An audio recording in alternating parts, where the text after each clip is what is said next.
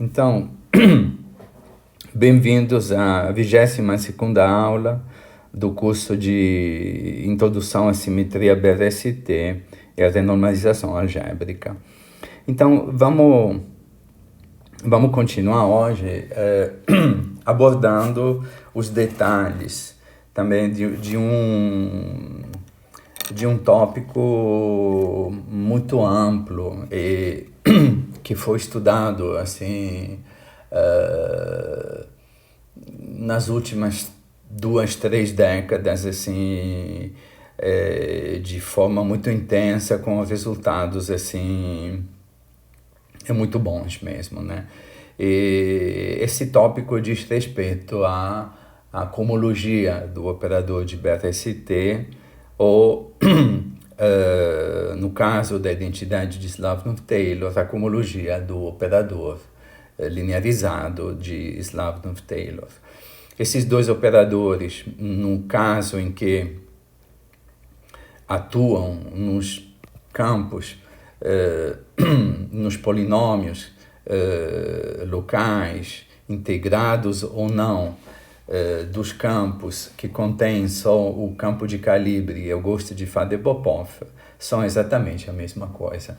E como no estudo da anomalia de Adler-Bardeen, nós vimos que, do ponto de vista da cohomologia, a matéria fermiônica sempre aparece num termo exato, então os termos que aparecem no estudo da cohomologia, que dizem respeito à matéria, podem ser absorvidos via contratermos não invariantes. De fato, a única obstrução que está presente na identidade de Slavnov-Taylor é a anomalia de Adler-Bardeen. Como a gente viu, a anomalia de Adler-Bardeen, ela satisfaz esta condição de consistência, e ela não pode ser escrita como sendo B de alguma coisa, B de um achapéu, com achapéu sendo um polinômio integrado local de dimensão 4 e com número de Ghost 0. Se isso fosse possível, eu poderia absorver a anomalia de Adler-Bardeen via contratermos não invariantes, mas não é possível escrever a anomalia de Adler-Bardeen desta forma, então ela é uma verdadeira obstrução. Então, como eu já mencionei em outras ocasiões, estudamos assim alguns aspectos da anomalia de Adler-Bardeen, e principalmente assim focando no famoso teorema de Adler-Bardeen relacionado a esta anomalia. E esse teorema abre a porta para possíveis soluções, ou seja, para a construção de modelos consistentes que não possuem anomalia a todas as ordens da teoria perturbativa.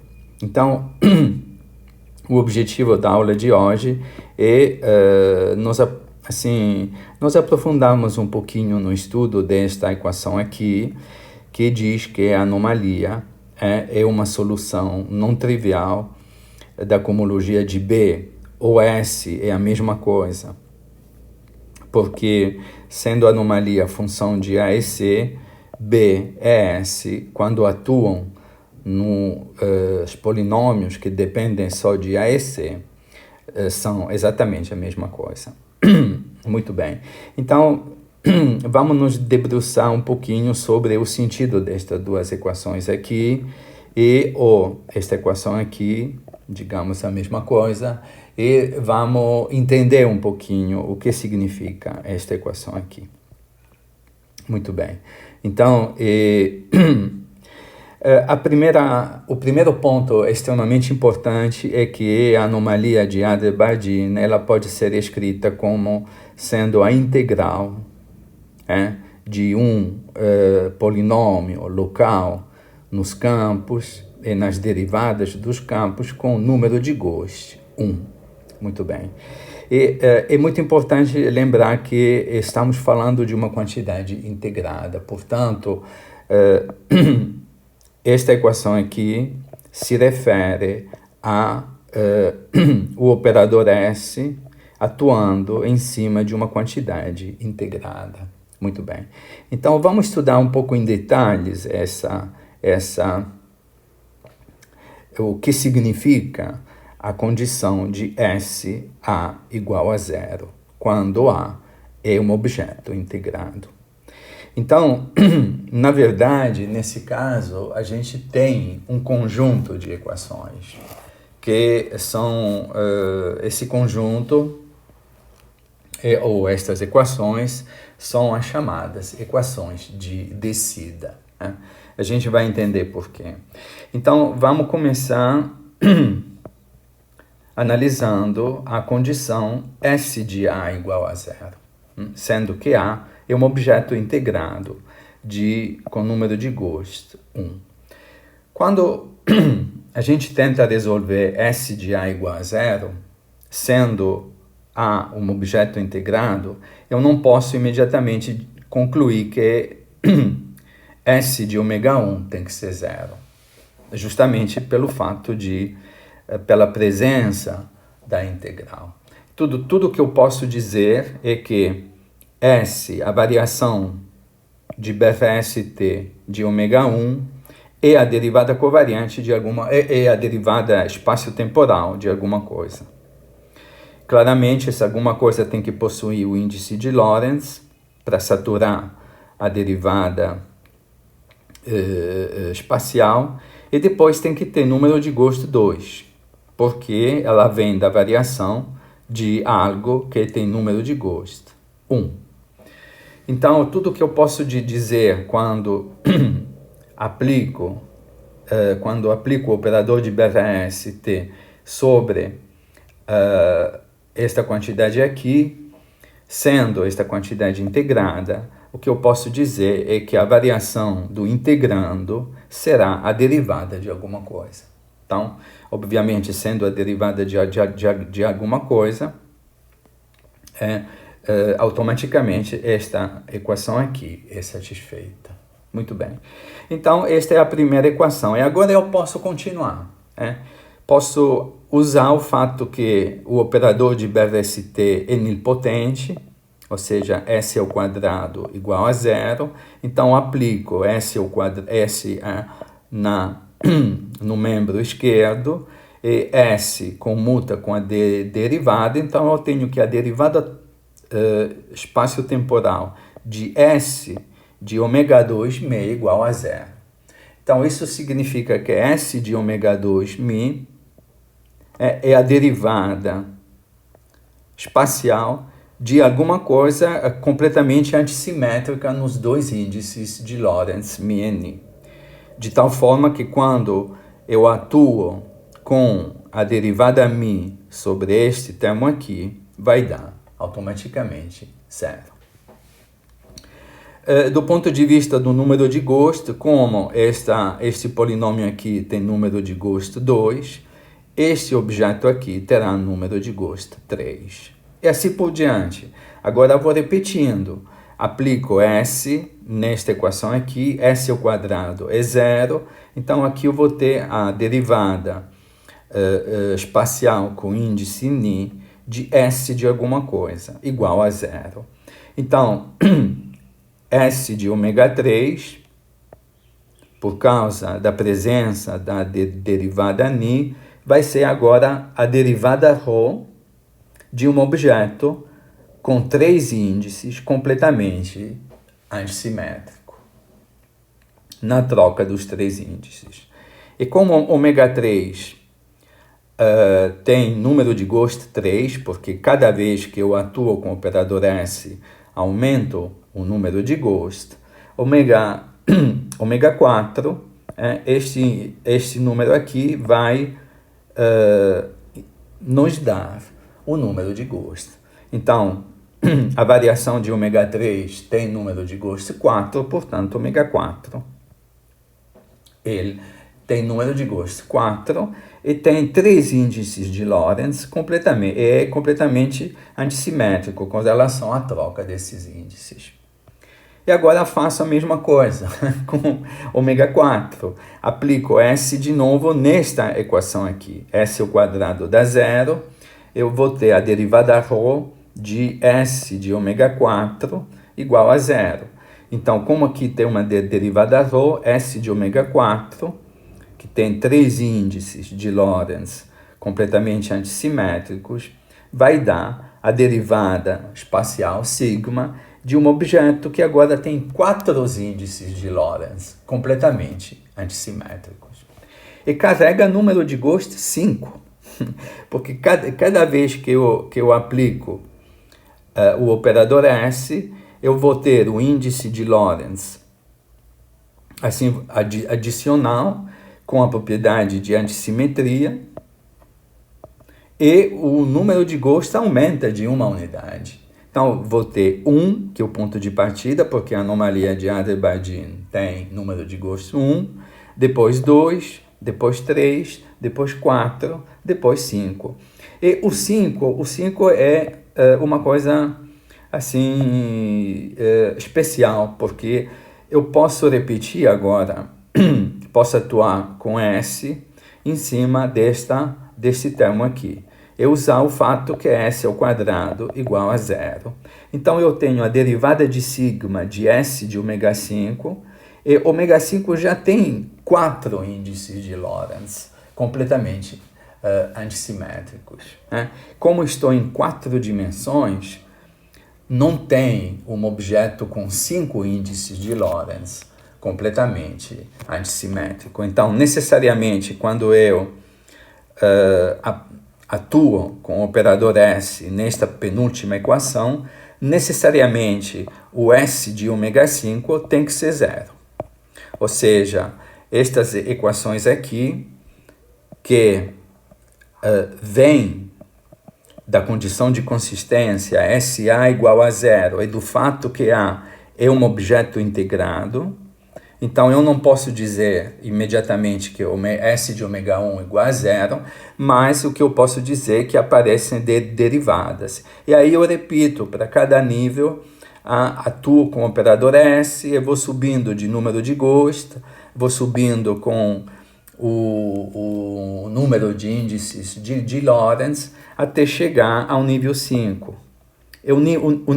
O nível 5 eu não posso mais escrever uma derivada parcial de alguma coisa que tem 5 índices de Lorentz completamente antissimétrico, porque em 4 dimensões isso não existe. Então, estas equações aqui, chamadas de equações de descida, traduzem o problema da cohomologia de BFS no espaço dos polinômios, nos campos integrados. Então, quando eu tenho uma equação integrada, na verdade, essa equação integrada dá origem a um conjunto de equações que são chamadas de equações de descida. Muito bem, então, o que eu tenho que fazer? De fato, o que eu tenho que fazer é um grande trabalho, ou seja, tenho que resolver este conjunto de equações aqui. A começar pela primeira. Ou pela última.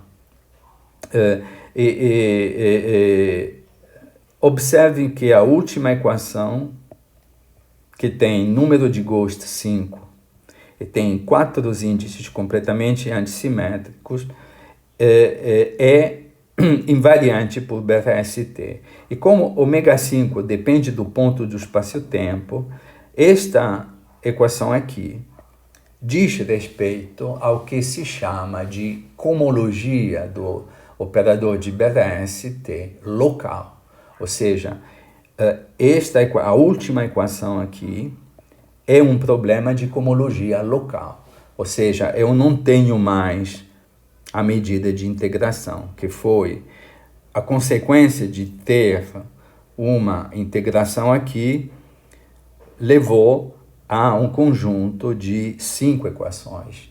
A última equação, aonde eu tenho que parar, porque não tenho mais tensores antissimétricos com 5 ou o número maior de índices, A última equação é diferente das outras, porque a última equação envolve a chamada cohomologia do operador S no espaço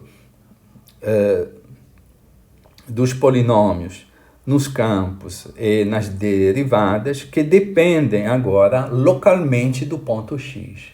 Então, esta equação aqui é a cohomologia local. Ou seja, do ponto de vista local, a variável, por exemplo, c e a derivada de c são variáveis independentes, porque eu não tenho mais como fazer derivadas por partes por causa da ausência da medida de integração. Então, o conceito de cohomologia local de BVST, a cohomologia local de BVST é a cohomologia do operador de BVST atuando no espaço dos polinômios e das derivadas que dependem explicitamente do ponto x do espaço-tempo. Então, a cohomologia no estudo da cohomologia local, campos e derivadas de campos são variáveis independentes. Por exemplo, C, a derivada primeira de C, a derivada segunda de C, a derivada terceira e por aí vai. São variáveis independentes, porque eu não tenho mais como fazer integrações por partes, porque não tenho mais a medida de integração. Então, esta equação aqui diz respeito à chamada cohomologia local do operador de BVST. E aqui temos, assim, resultados muito gerais que foram obtidos, assim,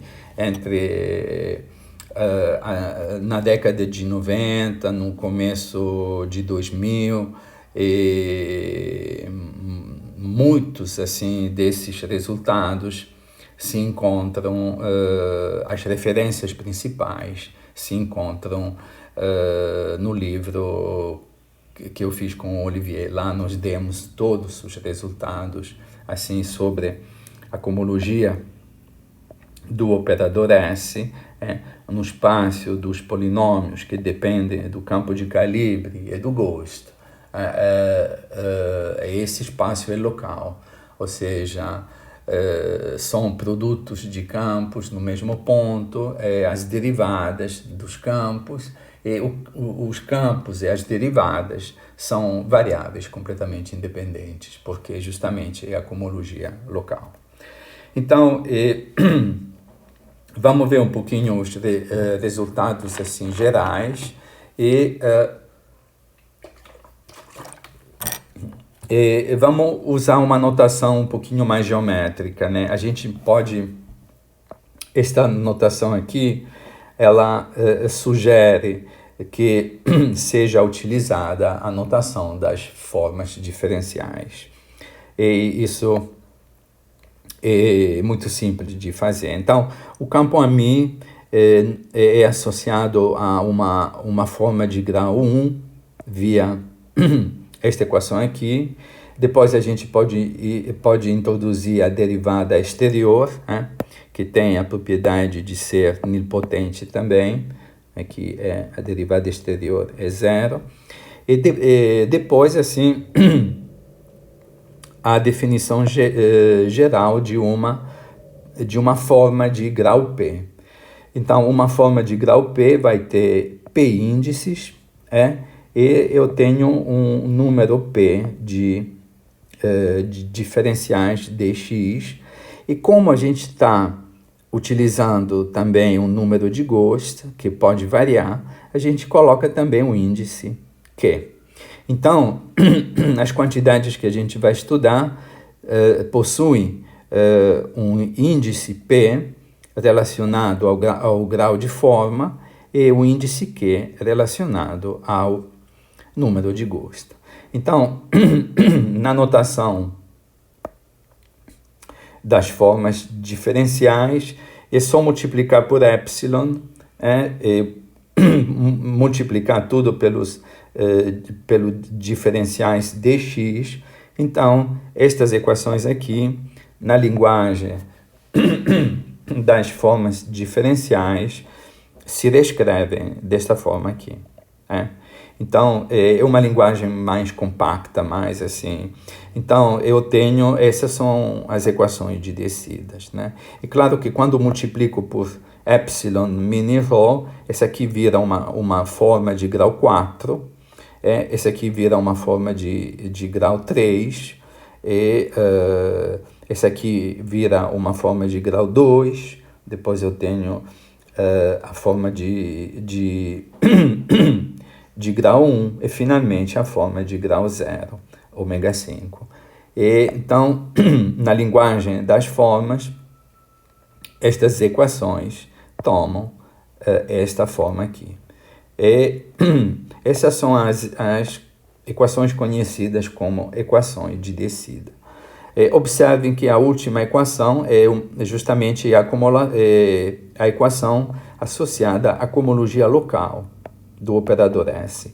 As outras equações definem o problema da chamada cohomologia de S módulo D. Justamente as soluções gerais desta equação aqui são dadas pela cohomologia local do operador S, mais os termos que podem ser escritos como uma variação BRST exata, mais derivadas totais. Esta equação aqui, ou esta, envolve um outro tipo de cohomologia que está relacionada com o fato de termos uma integral, e essa cohomologia justamente se chama cohomologia de S módulo D, ou seja, módulo uma derivada total. E a última equação não é uma cohomologia módulo D, é uma cohomologia local. Muito bem. E aqui eu tenho uma forma de grau 0 com número de Ghost 5. Bem interessante isso aqui. Então, essas são as equações de descida para a anomalia de Adler-Bardeen, que começa com número de Ghost 1 e o último elemento termina com número de Ghost 5. Vamos ver um outro exemplo bastante interessante, que é a anomalia ABJ, anomalia 1. Como eu já sublinhei, a anomalia 1, ela sempre está lá, ela é muito bem-vinda, tem a generalização dela no caso das teorias de calibre não abelianas, e a anomalia 1, no caso não abeliano, ainda é objeto de muitos estudos, né? Porque ela toca vários aspectos da teoria de calibre não abeliana, aspectos, assim, digamos, fenomenológicos relacionados às famosas partículas eta e eta linha, que fazem parte, digamos, do espectro da QCD. E depois tem também aspectos não triviais, assim, relacionados a certas soluções solitônicas da teoria de Young-Mills, que levam o nome de Instanton. Então, a anomalia 1, no caso das teorias de calibre não abelianas, é ainda fonte de muitas investigações, tanto do ponto de vista teórico quanto do ponto de vista fenomenológico. E, olhando para a forma da anomalia, a corrente axial 1, ela adquire esta forma aqui. Você vê que aqui aparece o tensor não abeliano F_i, aqui temos o tensor completamente antissimétrico. Esse coeficiente C aqui, ele é dado por esta fórmula aqui. Aqui aparecem, é basicamente o coeficiente que aparece na normalização da representação espinorial. Né? Então, esta equação aqui generaliza ao caso não abeliano, a anomalia 1. Então, eu posso escrever esse termo aqui, esse é um termo que eu posso escrever utilizando as formas diferenciais. É natural escrever esse termo utilizando as formas diferenciais. E este termo aqui é muito conhecido, é basicamente F, wedge F. E esse termo possui uma propriedade muito importante. Isso é uma propriedade que vocês assim provavelmente já viram. E isso vem da identidade de Jacob. E esta quantidade aqui, se é possível escrever essa quantidade como sendo a derivada exterior de uma outra quantidade que tem. Essa aqui é uma forma de grau 4 e número de Ghost 0. Então aqui eu vou ter a derivada externa de alguma coisa que tem grau de forma 3 e número de Ghost 0. E agora posso aplico o operador S aqui. Isso aqui é BRST invariante, porque é um produto de F's. Então, eu vou ter a mesma coisa, vou ter S disso igual a 0. Então, S e D anticomutam. Então, eu vou ter S de ômega 03 igual a D de alguma coisa. E como S aumenta o número de ghosts, aqui vou ter número de ghosts 1 e aqui grau de forma 2, porque o D já dá o grau de forma, aumenta de 1, então vou ter 3 aqui. E aqui aplico de novo S, então S ao quadrado, isso aqui vai dar 0, aqui vai dar a derivada exterior de S de alguma coisa, então vou ter S de ômega 2 igual a derivada exterior de alguma coisa que tem número de gosto 2, porque aqui tem número de gosto 1, e tem, aqui eu tenho grau de forma 2, então aqui tem que ter grau de forma 1. E depois eu vou repetir de novo S aqui em cima.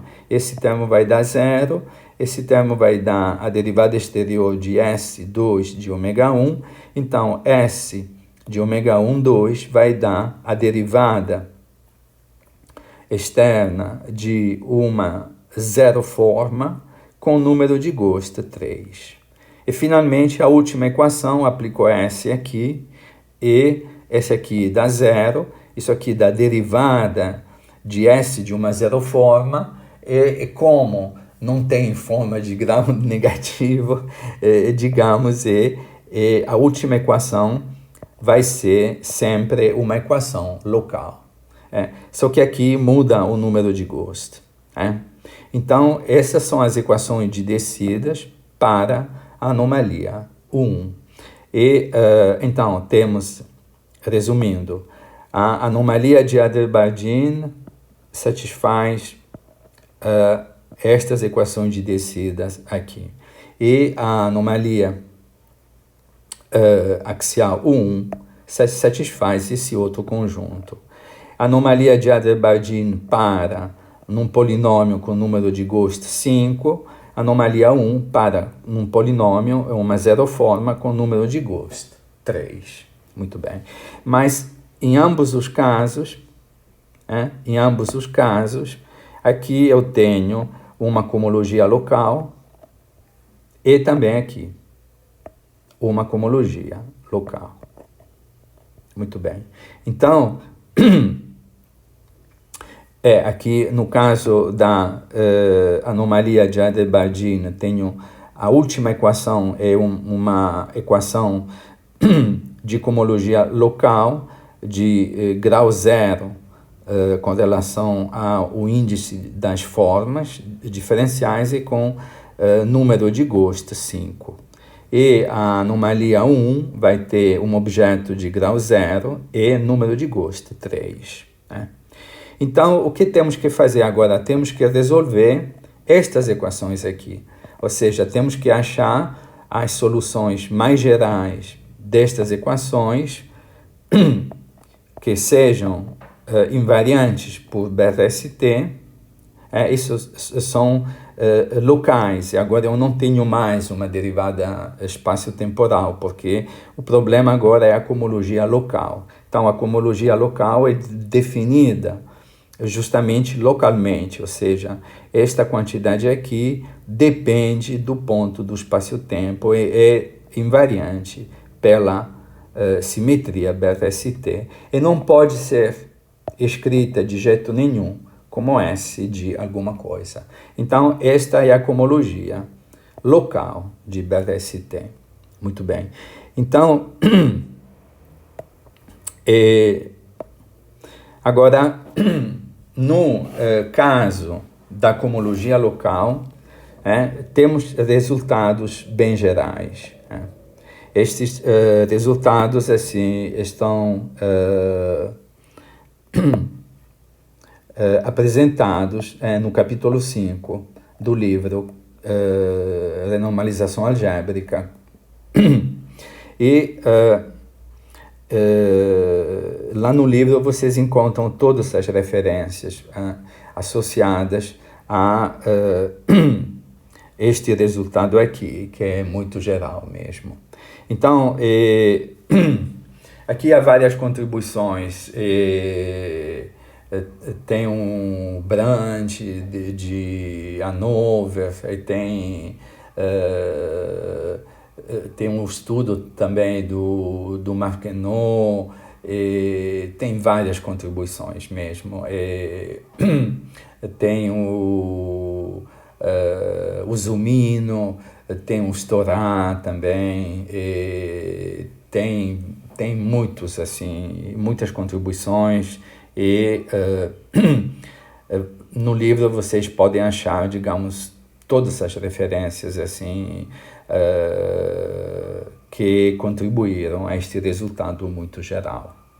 Então, o resultado geral do que eu estou falando é a cohomologia do operador S local, ou seja, quando o operador S atua no espaço dos polinômios, que depende do ponto do espaço-tempo, eu não tenho como fazer mais integrações por partes, portanto,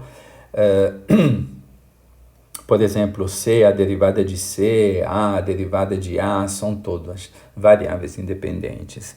Então, esse resultado geral nos diz que a cohomologia local do operador de BRST local, ela consiste no espaço dos polinômios gerados pela sobreposição de elementos factorizados, ou seja, é o produto, a cohomologia local de BRST é o produto de duas quantidades, que a primeira chamei de Q invariante, a segunda de R invariante. A quantidade Q, a primeira, ela depende do Ghost de Faddeev-Popov, só depende do Ghost, mas de nenhuma derivada do Ghost. Só entra o Ghost não derivado. Aqui, não derivado. Então, esses objetos aqui são polinômios invariantes no Ghost de Faddeev-Popov sem nenhuma derivada. E depois R. R é um polinômio. Essas duas quantidades não se misturam. Não tem, por exemplo, AB aqui, BC. Não tem nenhum índice de cor livre. Ou seja, é o produto realmente de duas quantidades. A primeira só contém o Ghost não derivado e a segunda quantidade F contém o tensor de Yang-Mills e derivadas de ordem superior do tensor de Yang-Mills arranjadas de uma forma que não tenha nenhum índice de cor explícito. Então, esse é um resultado muito geral, muito importante. Então, eu vou assim frisar mais uma vez. A cohomologia local de BRS é dada pelo produto de um fator Q, que depende só do Ghost de Faddeev-Popov, e não contém as derivadas do gosto. Esse fator F depende só do tensor F e da derivada covariante do tensor F, de tal forma que não há nenhum índice de cor livre. Né? Vamos dar alguns exemplos. Tipicamente, os polinômios, a primeira parte que diz respeito aos gostos são dados e dada por elementos deste tipo aqui. Observem que aqui aparece sempre uma potência ímpar. Isso é devido ao caráter anticomutante do gosto de Faddeev-Popov. Então, os primeiros elementos da cohomologia local basicamente são polinômios ímpares no gosto que não possuem nenhuma derivada. Então, são polinômios desse tipo aqui. Começando com P igual a 1. Então, o primeiro polinômio é traço de C ao cubo. Traço de C ao cubo contém F, ABC, CA, CB, CC. É o polinômio de grau 3. Esse polinômio não pode ser escrito como S de nada. Vocês podem tentar, não vão conseguir. Então, ele pertence realmente à cohomologia local. O outro polinômio, quanto P igual a 2, vai ser o traço de C5. E a gente vai ver o papel que o traço de C5 tem. E quando P igual a 3, vou ter traço de C7, traço de C9 e por aí vai. Ou seja, são os polinômios nos gostos de Faddeev-Popov ímpares. E depois a quantidade R. A quantidade R é esta quantidade que entra aqui, R. E a quantidade R, elementos da quantidade R, por exemplo, posso ter FA, FA. Apropriação de Yang-Mills, isso é um invariante e não possui nenhum índice de Lorentz, de cor livre.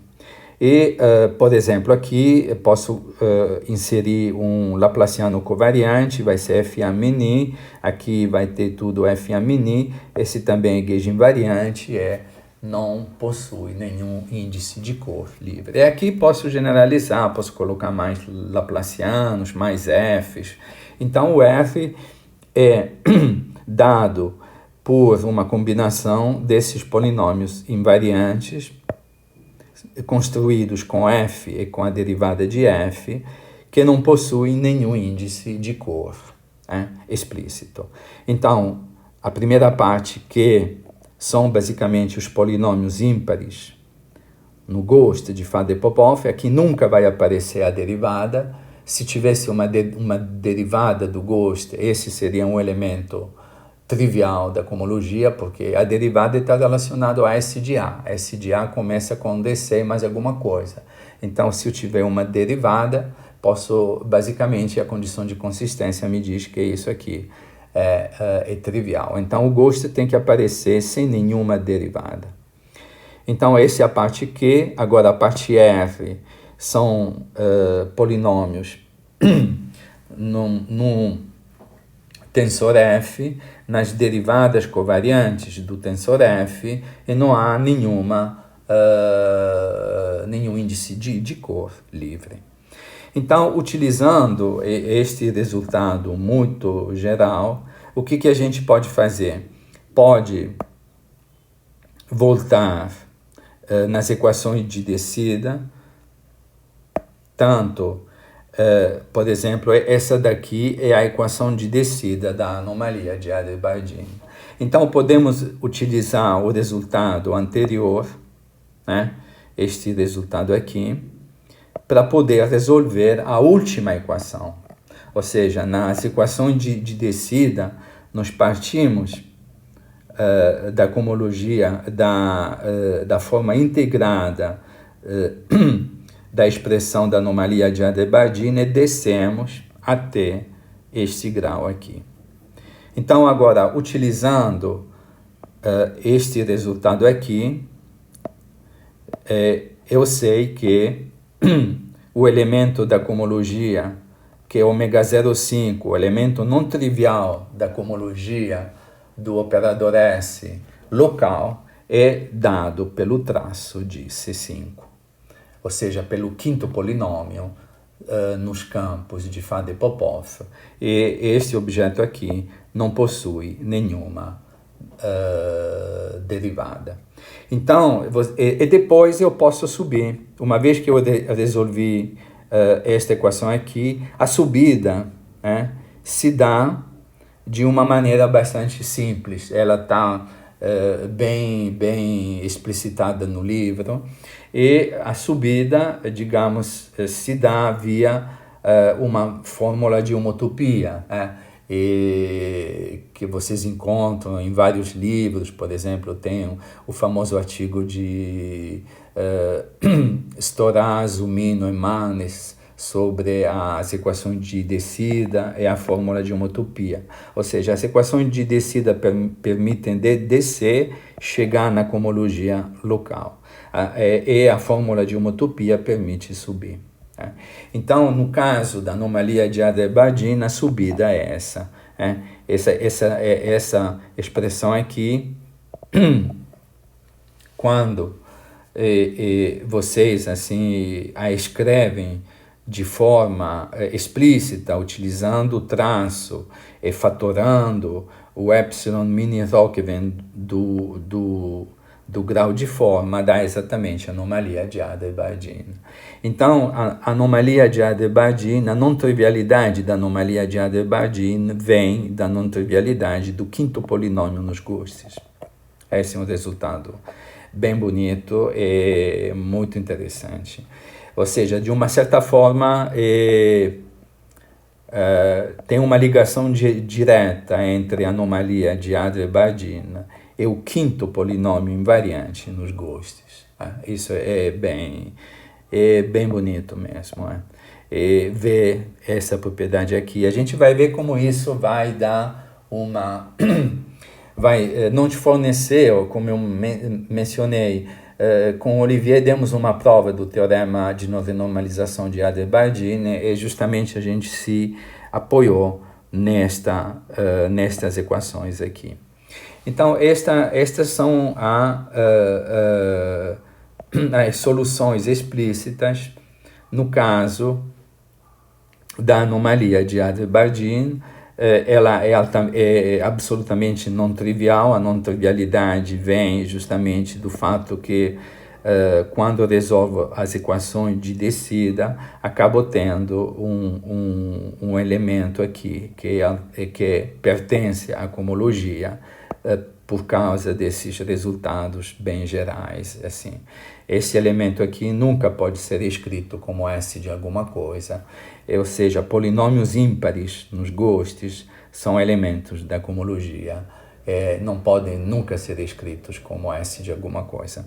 Um exercício muito interessante é vocês pegarem o primeiro polinômio não trivial, por exemplo, C3, traço de C3, que dá F, ABC, CA, CB, CC, tentar escrever isso como S de alguma coisa, vocês não vão conseguir. A mesma coisa por C5, à medida que vocês, assim, C5 você tem que calcular o traço de 5 matrizes, mas esse traço, como tem 5 Ghost, campos fantasmas, esse traço tem que ser oportunamente simetrizado e antissimetrizado. Aparece uma parte simétrica porque eu posso trocar pares, porque eu tenho 5 Ghosts. Então aqui aparece, já o tensor de ABC já aparece aqui. Eu recomendo que vocês façam um exercício, que vocês calculem o traço do polinômio C5. E vocês podem ver que já aparece o DABC. Então, o DABC se manifesta também aqui, como a gente já sabe. Aqui, por exemplo, tem a parte simetrizada, e aqui já vai aparecer um DABC. Então, esta é a solução no caso da cohomologia que diz respeito à anomalia de Adair-Bardeen no setor de Slavnov-Taylor. Lembrem que temos o quinto polinômio nos Ghosts. Isso é bem interessante, Muito bem. Agora, vamos ver outro exemplo, né? A anomalia 1, ela justamente ela parava no ômega 0,3, né? E ômega 0,3 é justamente o traço de C ao cubo. E traço de C ao cubo, como ele é não trivial, é não trivial e já mencionei, como exercício vocês podem tentar escrever FABC, CA, CB, CC como S de alguma coisa e não vão conseguir. Muito bem. Então, este objeto aqui, traço de C ao cubo, é o último, é a cohomologia local das equações de descida para a anomalia 1.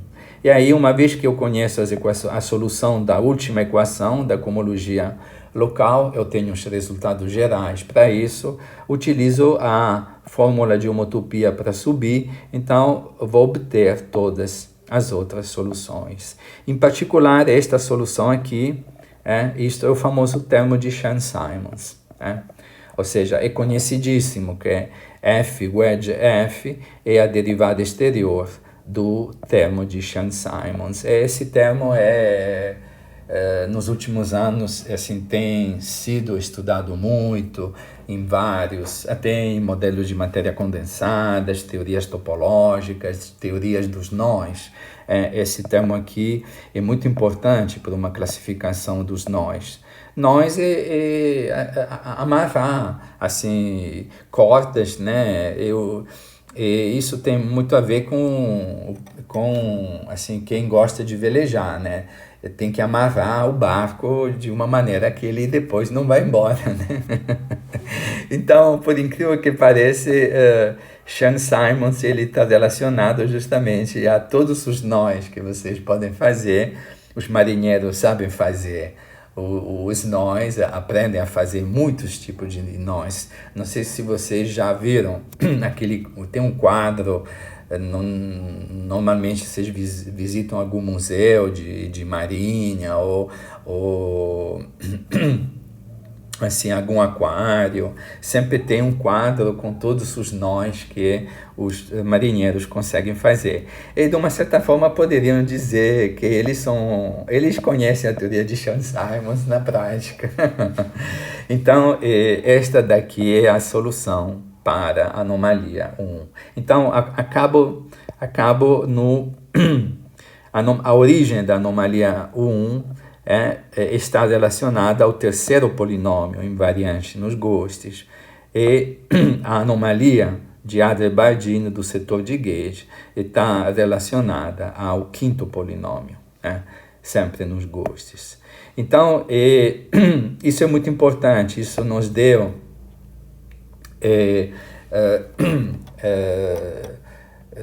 junto com Olivier, nós utilizamos assim, justamente essas duas propriedades aqui para mostrar os dois teoremas de Adler-Bardeen. O primeiro teorema associado à anomalia de calibre, que diz que se o coeficiente é nulo a primeira ordem, ele será um loop, se é nulo a um loop, ele será zero a todas as outras ordens. E depois tem o teorema de Adler-Bardeen para a anomalia axial 1, que diz que o coeficiente desta anomalia só recebe contribuições a um loop. Muito bem. Então, com o Olivier, nós utilizamos esta relação aqui, ou seja, a relação da anomalia de Adler-Bardeen com o quinto polinômio nos Ghosts. Depois utilizamos a relação da anomalia 1 com o terceiro polinômio nos Ghosts e mostramos de forma completamente algébrica o teorema de Adler-Bardeen, tanto para a anomalia de calibre quanto para a anomalia 1. E da onde que vem a prova que, como eu mencionei, a prova que nós demos é completamente algébrica. E as provas que existiam tinham que, a um certo momento, fazer uma pequena conta que dizia respeito a uma dimensão anômala, que é justamente a dimensão anômala desses polinômios aqui. traço de C5, no caso da anomalia de calibre, que aparece no setor de Slavdom-Taylor, e traço de C ao cubo na anomalia 1. E qual é a propriedade que eu e o Olivier utilizamos? Estes polinômios aqui, eles são invariantes de calibre, né? Eles são invariantes de BRST, eles não dependem do parâmetro alfa, isso a gente vai ver na próxima aula, e a dimensão anômala desses polinômios aqui é nula. Pode-se mostrar que ela é zero, porque esses polinômios não dependem do parâmetro de calibre alfa, então eu posso estudar esses polinômios num calibre qualquer, por exemplo, o calibre de Landau, e no calibre de Landau há uma simetria adicional, né? No calibre de Landau há uma simetria adicional chamada equação do Anti-Ghost, né? Isso eu vou propor nas próximas aulas algum exercício sobre essa equação aqui. Essa equação aqui é bem importante. Ela implica vários teoremas de normalização. Em particular, ela diz que o terceiro polinômio, a dimensão anômala do terceiro polinômio dos Ghosts e do polinômio de ordem 5, as dimensões anômalas são nulas. E isso nos abriu, digamos, nos deu a possibilidade de, sabendo que a dimensão anômala de C ao cubo é zero, voltamos à anomalia 1 e conseguimos mostrar o teorema de Adler-Bardeen para essa anomalia, utilizando o fato que a dimensão anômala é zero. A mesma coisa no caso da anomalia de Adler-Bardeen no setor de Slavdom-Taylor. Aqui utilizamos o fato que a dimensão anômala do quinto polinômio é zero. De forma geral, podemos afirmar que a dimensão anômala destes polinômios aqui é sempre nula. E como se faz isso? Esses polinômios pertencem à cohomologia de BRST, são elementos não triviais, não dependem do parâmetro alfa, isso a gente vai ver nas próximas aulas, quando estudaremos as identidades de Nielsen. Então, o que a gente pode antecipar é que esses polinômios podem ser estudados num calibre particular, sem perder nenhuma informação. Então, a gente vai no calibre de Landau, onde existe uma identidade de Ward adicional. O calibre de Landau apresenta 4 identidades de Ward, e uma é chamada equação do Anti-Ghost, que justamente a equação do Anti-Ghost ela controla todos esses polinômios. E através dela a gente pode dizer que a dimensão anômala é nula. Então, de posse deste resultado, a gente voltou, conseguiu fazer uma conexão entre o terceiro polinômio e a forma da anomalia de Adler-Bardeen 1, e também, no caso do quinto polinômio dos Ghosts, fazer a ligação com a anomalia de Adler-Bardeen no setor de calibre. Então, conseguimos mostrar que os dois teoremas de Adler-Bardeen, tanto para a anomalia 1 quanto para a anomalia de calibre. Então, tudo isso está mostrado de uma maneira bem explícita no capítulo 6 do livro Algebraic Renormalization, onde vocês podem encontrar essa identidade adicional conhecida como a equação do Anti-Ghost. Ela diz que basicamente as dimensões anômalas de todos esses polinômios aqui são nulas. E isso faz com que, via equações de descidas, a gente pode se relacionar à anomalia de Adler-Bardeen e aqui a anomalia 1, FF. Muito bem. E agora, digamos, é um ótimo ponto para terminar. E na próxima aula a gente vai ver um pouquinho o contratermo invariante de calibre. Então, resumindo, a origem das anomalias, tanto de Adler-Bardin no setor de Slavnov, quanto da anomalia 1, estão relacionadas com os polinômios dos gostos ímpares. A anomalia de Adler-Bardin de calibre está relacionada com o quinto polinômio, nos gostos, a anomalia 1 com o terceiro polinômio, e utilizando o fato que estes polinômios são gauge invariantes e possuem dimensão anômala nula, nós conseguimos mostrar os dois teoremas de Adler-Bardin. Então, é um excelente ponto para terminar. Eu só quero apresentar uma referência,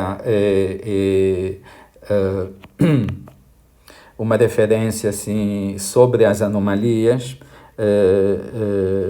uma referência.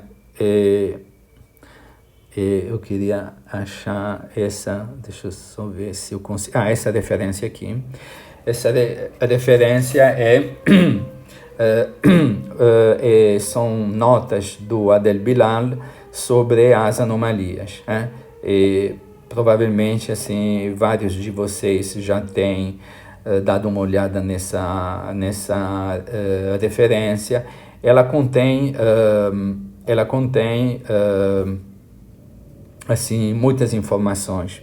Por exemplo, aqui tem toda a discussão no capítulo 4 da anomalia de Adler-Bardin no setor de Slavnov-Taylor.